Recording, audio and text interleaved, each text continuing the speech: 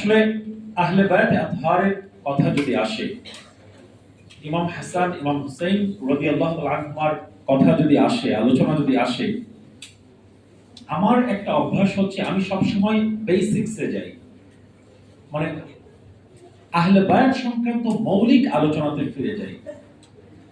ইমাম হাসান ইমাম হুসাইন রাদিয়াল্লাহু তাআলা আনহুমা তারা কি, যদি আপনাকে চিনতে হয়, জানতে হয়, আহলে বায়াতকে আমাদের আগে চিনতে হবে।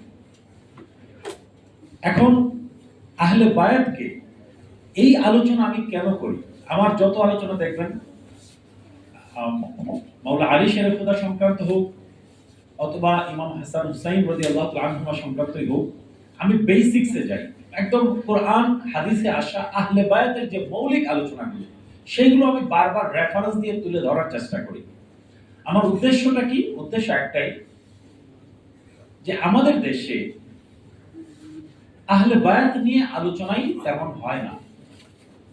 আমাদের উলামায়ে কেরাম, এমনকি আমরা যারা আহলুস সুন্নাহ ওয়াল জামাতের আকীদাতে বিশ্বাস করি, আমরা যারা আহলে বায়াত বাকি পাঞ্জাতকে মন থেকে মহব্বত করি, ভালোবাসি, আমাদের উলামায়ে কেরামের মধ্যেও দেখবেন তারা কারবালার আলোচনা করবেন, মানুষকে কান্না করানোর চেষ্টা করেন, মানুষকে কারবালার আলোচনা করেন।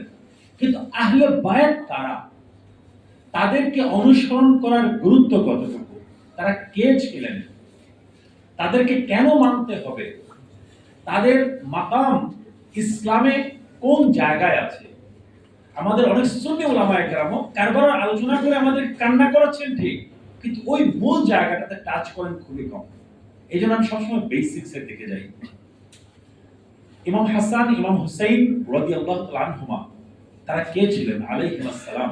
আমি আলাইহিস সালাম জোর দিয়ে বলতে চাই, কারণ এখন এই যে দুঃখজনক বিষয় যা আপনাদেরকে বলছি, যে আহলুস সুন্নাহ ওয়াল জামাতের আকীদার বিশ্বাসী বলেই দাবিদার, তাদেরকে আমরা ওয়াজ মাহফিলে দাওয়াত দিয়ে আনি, তারাও আজকে প্রশ্ন তুলছেন।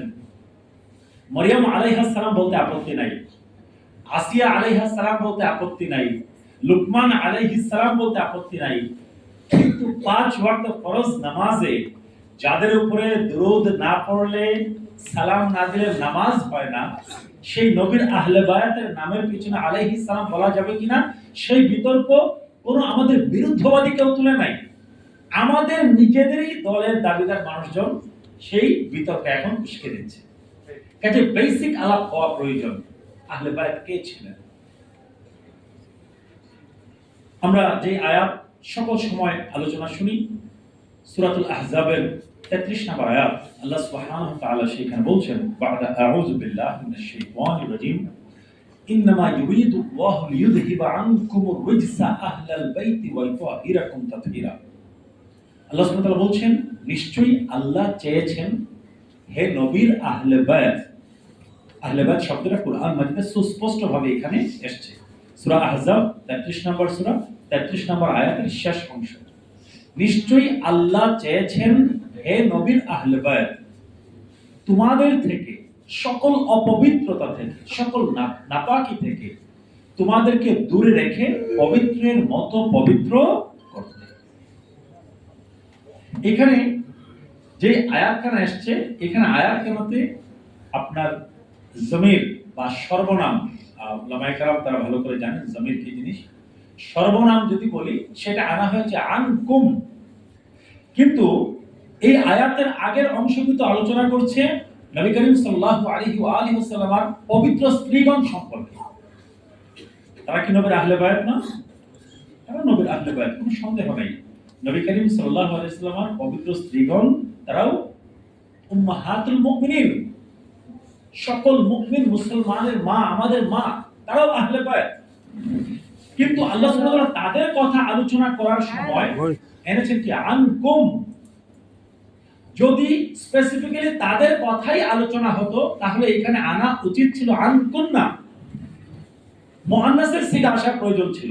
এসেছে কি মুযাক্কারের সিগা আনকুম, পুরুষের জন্য যেটা ব্যবহৃত হয়। তার মানে কি বোঝা যাচ্ছে, এইখানে যে আহলে বায়াতের কথা বলা হয়েছে, সেইখানে পুরুষও কয়েকজন আছেন, ঠিক কিনা? নারী আছেন, আবার পুরুষও আছেন। এখন আমার এই কথার সপক্ষে দলিল কি? মুসলিম শরীফের হাদিস 6155 নম্বর হাদিস। কত নম্বর হাদিস?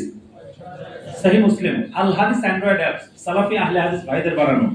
আমি ইসলামিক ফাউন্ডেশনের রেফারেন্স দিতে পারি, অন্যান্য আপনার ছাপারও রেফারেন্স দিতে পারি, কিন্তু আহলে হাদিস ভাইদের ছাপানো যেই আল হাদিস অ্যান্ড্রয়েড অ্যাপস আছে তাদের বানানো, তাদের রেফারেন্স দিচ্ছি। কারণ আমাদের ইয়াং জেনারেশনের পকেটে পকেটে এখন অ্যান্ড্রয়েড এবং আইফোন আছে, খুলে দেখবেন। সহিহ মুসলিম 6155 নম্বর হাদিস। হাদিসের বর্ণনাকারিণী আম্মাজান সাইয়্যিদা আয়েশা সিদ্দিকা রাদিয়াল্লাহু তাআলা আনহা।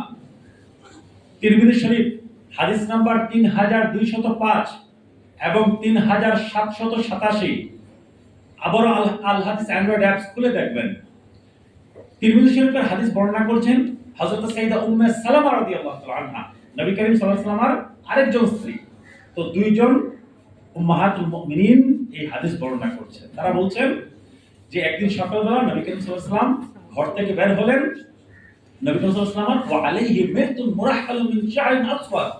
নবী করিম সাল্লাল্লাহু আলাইহি ওয়াসাল্লামের পরনে ছিল কালো পশমের তৈরি চাদর। এমন সময় ইমাম হাসান রাদিয়াল্লাহু তাআলা আনহু দৌড়ে আসলেন। নবী করিম সাল্লাল্লাহু আলাইহি ওয়াসাল্লাম সেই চাদরের মধ্যে ইমাম হাসান রাদিয়াল্লাহু আনহুকে ঢুকিয়ে দিলেন। বড় ভাইয়ের দেখা দেখি ছোট ভাই ইমাম হুসাইন রাদিয়াল্লাহু আনহু আসলেন। নবী করিম সাল্লাল্লাহু আলাইহি ওয়াসাল্লাম ইমাম হুসাইন আলাইহিস সালামকেও সেই চাদরের মধ্যে ঢুকিয়ে দিলেন। দুই সন্তানের খুঁজে হযরত মাওলা আলী শেরে খুদা এবং সাইয়্যিদা ফাতিমাতুজ জাহরা সালামুল্লাহি আলাইহা তারাও আসলেন। সেই দুইজনকেও নবী করিম সাল্লাল্লাহু আলাইহি ওয়াসাল্লাম সেই কালো পশমের তৈরি চাদরের মধ্যে ঢুকিয়ে দিলেন। এখন সেই চাদরের মধ্যে কয়জন হলেন? আমি তো বলছি বেসিক কথাতে ফিরে যাচ্ছি। বেসিক, এই বেসিক কথাগুলোই আমাদের মিডিয়াতে আসে না। এই বেসিক কথাগুলোই ওয়াজ মাহফিলে বলা হয় না। কয়জন হয়েছেন? আমার নবী, সাইয়্যিদা ফাতিমাতুজ জাহরা, মাওলা আলী শেরে খুদা, ইমাম হাসান, ইমাম হুসাইন আলাইহিমুস সালাম রাদিয়াল্লাহু তাআলা আনহুম আজমাইন। ঠিক না? কয়জন? তারপর আমার নবী বলছেন আল্লাহুম্মা হাউলাই আহলু বাইতি, হে আল্লাহ এরাই আমার আহলে বাইত, ফাআযহিব আনহুমুর রিজসা ওয়া তাহহিরহুম তাতহীরা।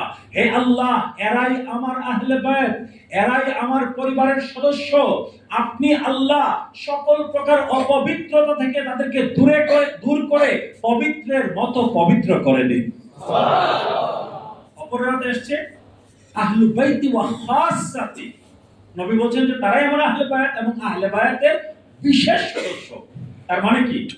হাদিসে আসছে বনু হাশিম, এন্টায়ার বনু হাশিমই আহলে বায়াত।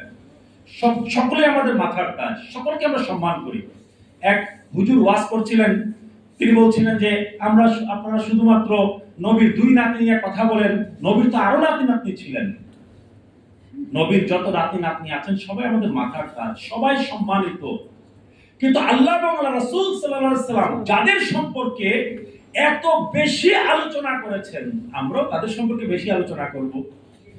ইমাম হাসান, ইমাম হুসাইন রাদিয়াল্লাহু আনহুমা সম্পর্কে কোরআন হাদিসে, কোরআন মাজিদের তাফসিরে, হাদিস শরীফে যেই পরিমাণ আলোচনা হয়েছে, নবীর আর কোন নাতি নাতনি সম্পর্কে এত আলোচনা হয়েছে না। তো আল্লাহ এবং রাসূল সাল্লাল্লাহু আলাইহি সাল্লাম যাদেরকে বেশি সম্মান দিয়েছেন, আমরাও তাদেরকে বেশি সম্মান দিব। ঠিক কি না? আল্লাহর হাবিব সাল্লাল্লাহু আলাইহি ওয়াসাল্লাম বলছেন কি আহলু বাইতি ওয়া খাসাতি, মানে কি নবী করিম সাল্লাল্লাহু আলাইহি ওয়াসাল্লাম স্ত্রীগণ আহলে বাইত, নবীর পরিবার, কোনো সন্দেহ নাই। বনু হাশিম নবীর আহলে বাইত, কোনো সন্দেহ নাই। কিন্তু নবীর পরিবারের বিশেষ সদস্য কারা, নবী সেই পরিচয় দিচ্ছেন। তিরমিজি শরীফের হাদিসের মধ্যে এসেছে 3205, 3787, উম্মে সালামা রাদিয়াল্লাহু আনহা, নবী করিম সাল্লাল্লাহু আলাইহি ওয়াসাল্লামের স্ত্রী, তিনি বললেন ইয়া রাসূলুল্লাহ, এই চাদরের মধ্যে কি আমার জায়গা নাই? নবী করিম সাল্লাল্লাহু আলাইহি ওয়াসাল্লাম বলেন আনতি আলা মাকানিক, ও উম্মে সালামা তুমি তোমার জায়গায় সম্মানিত, কিন্তু এটা হচ্ছে আমার বিশেষ মর্যাদার জায়গা। বিশেষ কি বলেন? মর্যাদার জায়গা। এখন আল্লাহ চেয়েছেন নবীর পরিবারকে পবিত্র করতে। নবী মুস্তাজাবুদ দাওয়া, দোয়া করেছেন নবীর পরিবারের পবিত্রতার জন্য। এখন এই 5 জনের মধ্যে কোন ধরনের কোন নাপাকি এবং অপবিত্রতা আছে বলা যাবে না। এই জন্যই বলা হয় পাকে পাঞ্জাতন। পাকে পাঞ্জাতন কোনো মেড ইন চায়না কোনো শব্দ না, কুরআন হাদিস থেকে আপনার এটা নির্যাস বের হয়েছে। পাক পাঞ্জাতন হয়তো বা ফার্সি শব্দ, যেভাবে নামাজ, রোজা, ফেরেশতা, আপনার বেহেশত, দুজক, যেভাবে ফার্সি শব্দ, পাক পাঞ্জাতনে কি বলেন? ফার্সি শব্দ। এটা এমন কোন জিনিস না কারো বানানো, কুরআন হাদিস থেকে এই নির্দেশ এসেছে। পাক পাঞ্জাতন মানে কি? পবিত্র পাঁচ শরীর মুবারক, পবিত্র পাঁচ। তো এই পাক পাঞ্জাতন শব্দটাকে আমরা কোরআন হাদিস থেকে পাই কি না? আপনি যদি বাই নেম নাও পান, এটা স্পিরিট কোরআন হাদিসের মধ্যে কি বলেন মওজুদ আছে। কাজেই পাক পাঞ্জাতন শোনার সাথে সাথে শিয়া শিয়া বলে চিৎকার করার কোনো কিছু নাই। কুরআন হাদিস বলছে নবীর পরিবারের এই পাঁচজন সদস্য সকল প্রকার গুনাহ, খাতা, ময়লা আবর্জনা, দুনিয়ার নাপাকি থেকে তারা পরিপূর্ণরূপে মুক্ত। তারপর আসুন আমরা একটু জানার চেষ্টা করি যে আহলে বায়াত চিনলাম কারা, আহলে বায়াতের খাস সদস্য কারা তারাও চিনলাম। তাদেরকে মানার ব্যাপারে আমার নবী কি বলেছেন। আমি এখানে দুইখানা হাদিস আনবো।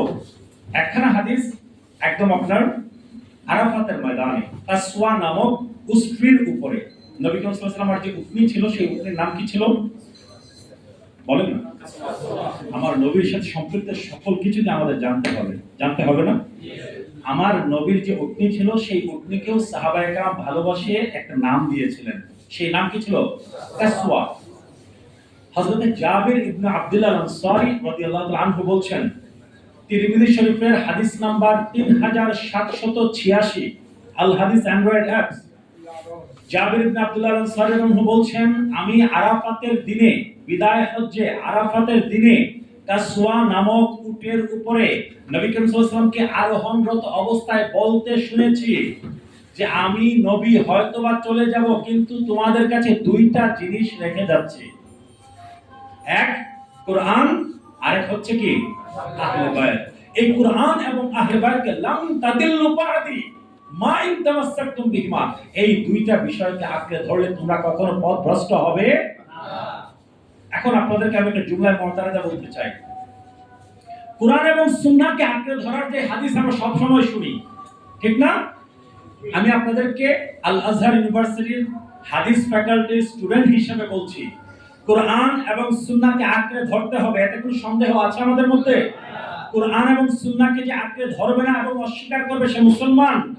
আলাইকুম বিসুন্নাতি ওয়াস সুন্নাতিল খুলাফায়ে রাশিদিন আল মাহদিয়্যিন, নবী বলেছেন, ফামান রাগিবা আন সুন্নাতি ফালাইসা মিন্নি, যে সুন্নাহ থেকে বিমুখ হয় সে আমার দলভুক্ত না। সকল কিছু মেনে আমি বলছি, কোরআন এবং সুন্নাহকে অনুসরণ করার, আঁকড়ে ধরার যে হাদিস আপনার বিদায় হজ্জের রেফারেন্সে বলা হয়, ওই হাদিসের সনদ মুরসাল, সনদের মধ্যে কথা আছে। আমার কথা বোঝার চেষ্টা করবেন, মুরসাল সনদ। কিন্তু নবীর আহলে বায়াত এবং কোরআনকে আঁকড়ে ধরার যে হাদিস, আমি দাবির সাথে বলছি, শেখ আল্লামা সাইফুল আজম আজহারী সাহেব আসবেন, একটু পরে জিজ্ঞেস করবেন, মুতাওয়াতির হাদিস। ওয়ামা আদরাকা মা মুতাওয়াতির। মুতাওয়াতির মানে কি আমরা বুঝি? যেই হাদিস মিথ্যা হওয়া অসম্ভব, যেই হাদিসের উপরে ঈমান আনা আপনার আমার উপরে আবশ্যক, মুতাওয়াতির পর্যায়ের সহিহ হাদিস, কোরআন এবং আহলে বায়াতকে আঁকড়ে ধরার হাদিস। আমাদের উলামায়ে কেরাম কোরআন এবং সুন্নাহকে আঁকড়ে ধরতে হবে। নবী আপনার আরাফাতের ময়দানে বলেছেন, এই হাদিস তো বলেন মুরসাল সনদের হাদিস, কিন্তু কোরআন এবং আহলে বায়াতকে আঁকড়ে ধরতে হবে। যেই হাদিস মুতাওয়াতির সনদের হাদিস, ওই হাদিস নিয়ে আমাদের মধ্যে আলোচনা। মাশাআল্লাহ, মারহাবা। নারে তাকবীর।